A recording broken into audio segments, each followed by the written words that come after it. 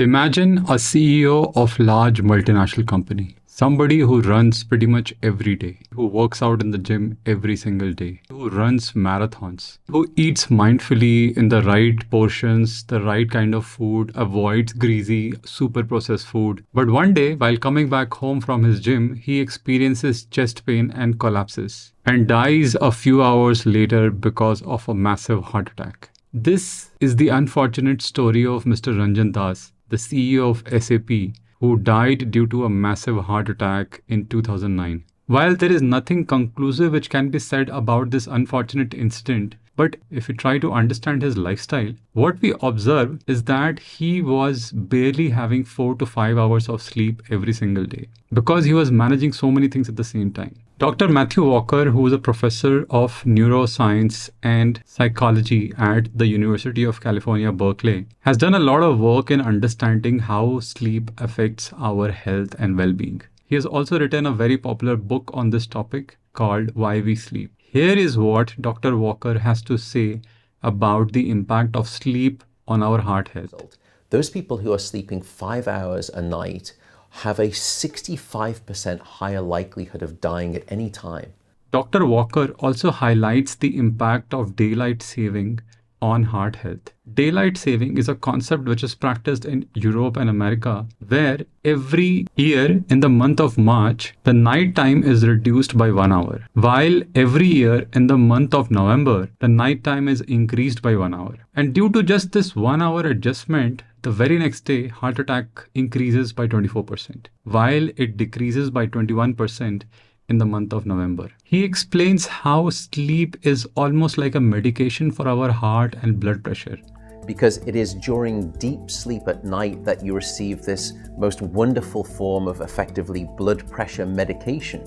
Your heart rate drops, your blood pressure goes down. He also mentions that you cannot balance your sleep debt by sleeping more over the weekends. Our bodies need consistent sleeping schedule and consistent number of hours every single day to keep heart diseases, cancer, Alzheimer, and many such diseases at bay, while taking care of our immune system. If we look at this study, which considered data from 55,000 individuals and tried to correlate the relationship between sleep and disease-free life expectancy of adults between 50 to 75 years of age, what we realize is that person who slept 7 to 8.5 hours could expect to live 19.1 years in good health and 13.5 years without chronic diseases between ages 50 and 75. Healthy and disease-free years were 1 to 3 years shorter for those who slept less than 7 hours or slept more than 9 hours. Persons who did not have sleep disturbances could expect to live 20.4 years in good health and 14.3 years without chronic diseases between the age of 50 and 75. Healthy and disease-free years were 6 to 3 years shorter for those who reported severe sleep disturbances. In this another study published in September 2023, where the intent was to understand the impact of sleep regularity on mortality, and 60,000 people participated, what was observed that sleep regularity is an even strong indicator of mortality when compared to sleep duration itself. Essentially, we not only have to sleep for a certain number of hours, but we also need to be consistent with our schedule. In order to understand the importance of the duration and regularity of our sleep, we need to understand the stages of sleep that we go through every single night. Stage 1 or N1 lasts for roughly 5% of our overall sleep duration and is somewhere between 1 to 7 minutes. This is a stage when our brain activity is slowly going down, but we can be awakened easily. If there is no disturbance in this stage, then we move to the next stage, which is stage 2 or N2. It is also called as the core sleep. This stage constitutes roughly 45% of our overall sleep time and varies from 10 to 25 minutes. It is in this stage that our eyes don't move and our brain waves slow down even further. It is after this stage that we move to stage 3 or N3, also called as deep sleep, where we reside for roughly 25% of the time, lasting for somewhere between 20 to 40 minutes. The stage after this is known as REM sleep or rapid eye movement. This starts roughly 90 minutes after we have fallen asleep. And the duration of REM sleep varies from 10 to 60 minutes in every cycle, increasing as the cycles go by. This is the stage where most of our dreaming happens. Now, every single stage is playing a crucial role in our health and well-being. For example, deep sleep and REM sleep helps us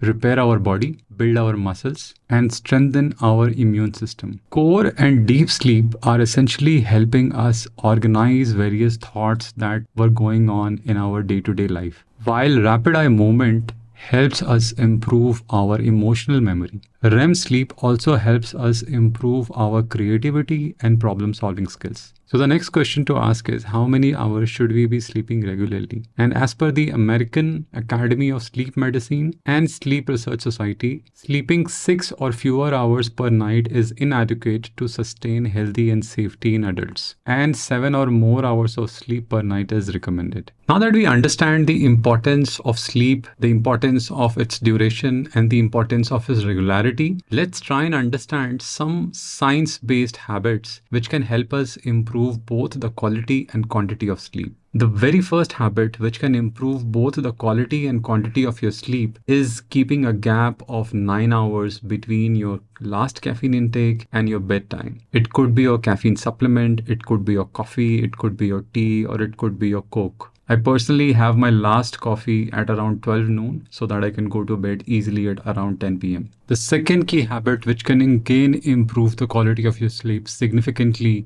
is walking. In a 12-week long study where 54 participants who were very healthy but sedentary participated and who were between the age of 19 and 36, their sleep quality was measured before they did any activity versus when they started walking. And what was observed that there was a significant improvement both in terms of quality and quantity of the sleep that they were having after they started practicing regular walking. A similar observation was made when older adults participated in morning or evening walk and the way it improved the overall quality of their sleep. The third key habit is exercising regularly. For sure, exercise is the bedrock of a good healthy life, and it also impacts our sleep quality and quantity in a significant way. In a systematic review which tried to understand the effect of physical activity on sleep quality and sleep disorder, the conclusion was that regular physical activity can lead to improved sleep quality, reduced sleep latency,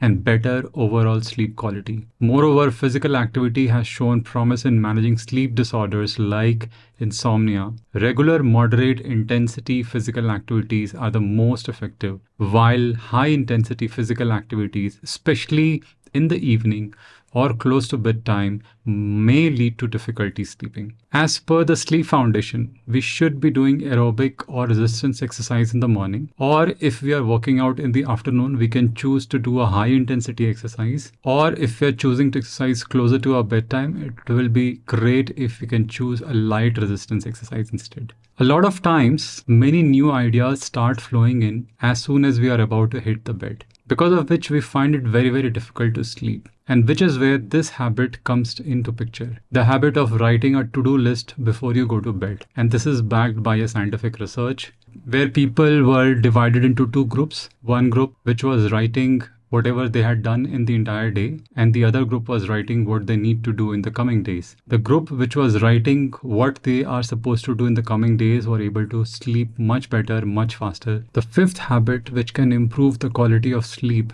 is not having alcohol before your bedtime. Because when you go to bed with alcohol in your system, you straight away start with deep sleep.